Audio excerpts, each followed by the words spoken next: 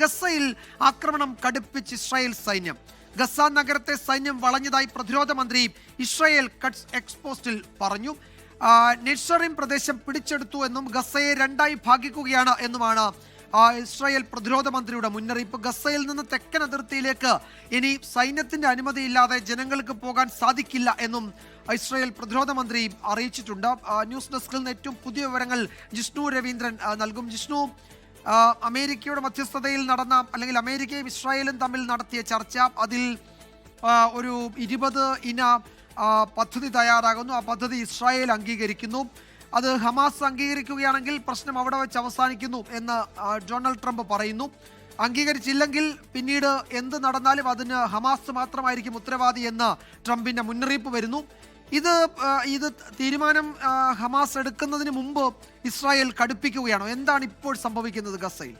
തീർച്ചയായും വിജയകുമാർ, അങ്ങനെ തന്നെ നമ്മൾ മനസ്സിലാക്കണം. അതായത് നേരത്തെ നെതന്യാഹുവും അതുപോലെ തന്നെ അമേരിക്കൻ പ്രസിഡന്റ് ഡൊണാൾഡ് ട്രംപും തമ്മിൽ നടന്ന കൂടിക്കാഴ്ചയിൽ നമ്മൾ പ്രതീക്ഷിച്ചത് ഇതൊരു അവസാനത്തിലേക്ക് എത്തുന്നു, വലിയൊരു സംഘർഷം അവസാനത്തിലേക്ക് എത്തുന്നു, ഒരു വംശഹത്യ എന്ന സാഹചര്യത്തിലേക്ക് എത്തിയ ഒരു വലിയ യുദ്ധം അവസാനിക്കാൻ പോകുന്നു എന്ന സാഹചര്യത്തിലേക്ക് കാര്യങ്ങൾ എത്തുന്നു എന്ന് പ്രതീക്ഷിച്ചു നിൽക്കുമ്പോഴാണ് വീണ്ടും ഗസ സിറ്റിയിൽ പ്രത്യേകിച്ച് ആക്രമണം കടുപ്പിച്ചുകൊണ്ട് ഇസ്രായേലി സൈന്യം രംഗത്തെത്തുന്നത്.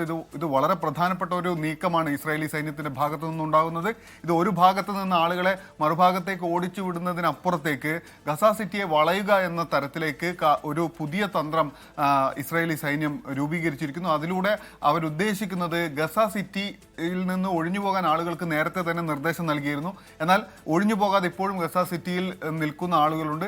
അവരെ പൂർണ്ണമായും ഒഴിപ്പിക്കുക എന്നൊരു ഉദ്ദേശം കൂടി അവർക്കുണ്ട്. അങ്ങനെ ഒഴിപ്പിച്ച് ഹമാസിന്റെ പോരാളികളും അല്ലെങ്കിൽ ഹമാസ് പ്രവർത്തകരുമായ ആളുകളെ മാത്രം അറ്റാക്ക് ചെയ്യുക എന്നോ, അവരെ സമ്മർദ്ദത്തിലാക്കി ഒരു തീരുമാനത്തിലേക്ക് എത്തുക, അവരെ ഒരു തീരുമാനമെടുക്കാൻ സമ്മർദ്ദത്തിലാക്കുക എന്ന ഉദ്ദേശമാണ് എന്ന് വേണം നമ്മൾ ഈ സാഹചര്യത്തിൽ മനസ്സിലാക്കാൻ. ഇതിലൂടെ ഗസ സിറ്റി വളയുന്നതിലൂടെ ഇനി തെക്കൻ ഭാഗത്തേക്ക്, റഫ ഉൾപ്പെടെയുള്ള അതിർത്തി ഭാഗത്തേക്ക് ആളുകൾക്ക് നീങ്ങണമെങ്കിൽ സൈന്യത്തിന് അനുമതി വേണമെന്ന വളരെ പ്രധാനപ്പെട്ട ഒരു കാര്യം വരുന്നു. അതുപോലെ നെറ്റ്സാറിം എന്ന് പറയുന്ന പ്രധാനപ്പെട്ട ഒരു കോറിഡോർ, ഒരു ഇടനാഴി അവിടെ ഉണ്ട്.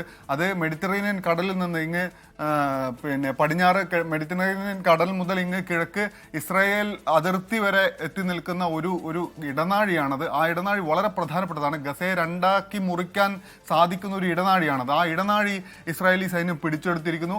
ആ ഇടനാഴി പിടിച്ചെടുക്കുന്നതിലൂടെ പൂർണ്ണമായും ഗസയെ രണ്ടായി വിഭജിക്കുന്ന സാഹചര്യത്തിലേക്ക് കാര്യങ്ങൾ എത്തി എന്നുള്ളത് ഇസ്രായേലി കട്സ് പറയുന്നത് പോലെ അത് പൂർണ്ണമായും ശരിയാവും. കാരണം അത് അങ്ങനെ ഒരു കോറിഡോർ ആണ് എന്നുകൂടി നമ്മൾ മനസ്സിലാക്കണം. അതിലൂടെ പൂർണ്ണമായും ഒരു സമ്മർദ്ദം ചെലുത്തുക, പൂർണ്ണമായും സമ്മർദ്ദത്തിലൂടെ ഒരു തീരുമാനത്തിലേക്ക് എത്തിക്കാൻ, ഹമാസിനെ കീഴ്പ്പെടുത്താൻ ശ്രമിക്കുക എന്നുള്ളതാണ് ഇസ്രായേലി സൈന്യം. ഇതിൽ ഒരു കാര്യമുള്ളത്, ഇപ്പോൾ ഈ അമേരിക്കയുടെ മധ്യസ്ഥതയിൽ, അല്ലെങ്കിൽ അമേരിക്കയും ഇസ്രായേലും തമ്മിലുണ്ടാക്കിയ ധാരണ, അതിൽ ഹമാസ് ഒരു തീരുമാനം എടുത്തിരുന്നില്ല. പക്ഷേ സ്വതന്ത്ര പലസ്തീൻ എന്നത് ഈ കരാറിന്റെ ഭാഗമാകുമെങ്കിൽ മാത്രമേ ആ നിലയിൽ എന്തെങ്കിലും ഒരു തീരുമാനത്തിലേക്ക് പോകൂ എന്ന് ഹമാസിന്റെ ചില കേന്ദ്രങ്ങൾ പറഞ്ഞിരുന്നു. അപ്പോൾ അത് ഇല്ലാത്തത് കൊണ്ട്, ആ നിലയിൽ ഒരു ധാരണ ഇല്ലാത്തത് കൊണ്ട് ആ കരാർ തങ്ങൾക്ക് ബാധകമല്ല എന്ന് ഹമാസ് തീരുമാനിച്ചിട്ടുണ്ടോ? ആ നിലയിൽ ഔദ്യോഗിക പ്രഖ്യാപനമൊന്നും വന്നതായി കേട്ടിരുന്നില്ല. പൊടുന്നനവേ ഇത്തരമൊരു ആക്രമണത്തിൽ ഇസ്രായേലിനെ പ്രേരിപ്പിച്ച ഘടകം എന്തായിരിക്കണം? അത് ഈ കരാർ നടപ്പാവില്ല എന്ന് അവർക്ക് കിട്ടിയ വിവരങ്ങളാണോ, അതോ മറ്റെന്തെങ്കിലും സൂചനകൾ വരുന്നുണ്ടോ? അങ്ങനെ ഒരു വായന കൂടി സാധ്യമാണ്. കാരണം എന്തെന്ന് വെച്ചാൽ, ഇപ്പോൾ ഹമാസിനെ ഈ കാര്യം അറിയിക്കേണ്ടത് അന്ന് ഈ ചർച്ചകളെല്ലാം നെതന്യാഹുവും ഡൊണാൾഡ് ട്രംപും തമ്മിലുള്ള ചർച്ചകൾ നടക്കുന്ന സമയത്ത് ഈജിപ്തിൽ നിന്നോ, ഇതിൽ മധ്യസ്ഥത വഹിക്കുന്ന രാജ്യങ്ങളായ ഈജിപ്തിൽ നിന്നോ ഖത്തറിൽ നിന്നോ തങ്ങൾക്ക് പ്രത്യേകിച്ച് ഒരു വിവരവും ലഭിച്ചിട്ടില്ല എന്ന് ഹമാസ് ആ സമയത്ത് തന്നെ പറയുന്നുണ്ടായിരുന്നു. അതുപോലെ തന്നെ ഇതിലൊരു വളരെ പ്രധാനപ്പെട്ട കാര്യം കൂടിയുണ്ട് വിജയകുമാർ. അതായത് ഇറാൻ ആക്സിസിനെ കുറിച്ച്, ഇറാൻ അച്ചുതണ്ടിനെ കുറിച്ച് കൂടി സംസാരിക്കുന്നുണ്ട് നെതന്യാഹു. അതിനെ ഇല്ലാതാക്കുമെന്ന് പറയുന്നുണ്ട് നെതന്യാഹു. അദ്ദേഹം ഐക്യരാഷ്ട്രസഭ പൊതുസഭയിൽ പ്രസംഗിക്കുന്ന സമയത്ത്. അതുകൊണ്ട് തന്നെ അറബ് ഇസ്ലാമിക രാജ്യങ്ങളിൽ എല്ലാ രാജ്യങ്ങളും ഈ ഒരു പ്ലാൻ അംഗീകരിക്കാൻ തയ്യാറാണോ എന്ന ചോദ്യമുണ്ട്. അത്തരത്തിൽ ഒരുപാട് വിഷയങ്ങൾ പരിഗണിച്ച് മാത്രമേ ഹമാസിന്റെ ഭാഗത്തു നിന്നോ പലസ്തീന്റെ ഭാഗത്തു നിന്നോ അങ്ങനെ ഒരു തീരുമാനം ഉണ്ടാകൂ എന്നത് വളരെ പ്രധാനപ്പെട്ടതാണ്. ഇറാൻ, അതുപോലെ ഹിസ്ബുള്ള, ഹമാസ് പോലെയുള്ള സംഘടനകൾ, ഇറാൻ ആക്സിസ് എന്ന് വിളിക്കുന്ന ഈ സംഘടനകൾ ഇല്ലാതാകേണ്ടതുണ്ട്, അതിനെ തകർക്കേണ്ടതുണ്ട് എന്നൊരു മുന്നറിയിപ്പ് കൂടി നെതന്യാഹു ഈ ഒരു വെടിനിർത്തലിലേക്ക്, ഒരു രമ്യതയിലേക്ക് തീരുമാനത്തിലേക്ക് എത്താൻ തയ്യാറാകുമ്പോൾ തന്നെ അത്തരമൊരു വെല്ലുവിളി കൂടി നടത്തുന്നുണ്ട് എന്നതുകൊണ്ട് തന്നെ സമ്മർദ്ദങ്ങൾ പല തരത്തിലുണ്ട്, പല തരത്തിലുള്ള ചർച്ചകൾ നടക്കുന്നുണ്ട്. ഇറാൻ ഉൾപ്പെടെയുള്ള രാജ്യങ്ങൾ എടുക്കുന്ന തീരുമാനം എന്താകും, അവരുടെ സ്റ്റാൻഡ് എന്താകും എന്നുള്ളത് വളരെ പ്രധാനപ്പെട്ടതാണ്. അതുകൊണ്ട് തന്നെ ഹമാസ് ഈ സാഹചര്യത്തിൽ ഒരു തീരുമാനത്തിലേക്ക് എത്തണമെങ്കിൽ ഹമാസിന് പുറത്തൊരു വലിയ സമ്മർദ്ദം ആവശ്യമുണ്ട്. അങ്ങനെ ഒരു സമ്മർദ്ദം സൃഷ്ടിക്കുക, ഒരു സൈനിക സമ്മർദ്ദം സൃഷ്ടിക്കുക എന്നതാണ് ഇസ്രായേൽ ഉദ്ദേശിക്കുന്നത് എന്ന് വേണം നമ്മൾ മനസ്സിലാക്കാൻ. കാരണം ഈ 21 ഈ ഒരു കരാറിൽ ഒരുപാട് കാര്യങ്ങൾ പറയുന്നുണ്ട്. അത് പലസ്തീനികളായ ഈ പറയുന്ന ബന്ദികളെ വിട്ടയക്കാൻ ഇസ്രായേൽ സമ്മതിക്കുമെന്ന് പറയുന്നുണ്ട്. അതുപോലെ ഹമാസും വിട്ടയക്കണമെന്ന് പറയുന്നുണ്ട്. അങ്ങനെ ഒരുപാട് കാര്യങ്ങൾ അംഗീകരിച്ചുകൊണ്ട് ഇസ്രായേൽ ഇതുവരെ നടത്തിയ പല കാര്യങ്ങളിൽ നിന്നും പിന്നോട്ട് പോയി. ഖത്തർ പ്രധാനമന്ത്രി വിളിച്ച് ക്ഷമാപണം നടത്തി ദോഹയിൽ ഈ വ്യോമാക്രമണം നടത്തിയതിൽ. അങ്ങനെ എല്ലാ തരത്തിലും ഒരടി പിന്നോട്ട് വെച്ചുകൊണ്ട് ഇസ്രായേൽ ഒരു അവസാനത്തിലേക്ക് എത്തുന്നു എന്ന സാഹചര്യം ഉണ്ടാകുന്നിടത്ത് നിന്നാണ് ഇപ്പോൾ വീണ്ടും ആക്രമണം ഉണ്ടാകുന്നത്. അതൊരു സമ്മർദ്ദ തന്ത്രമായി തന്നെ കാണണം.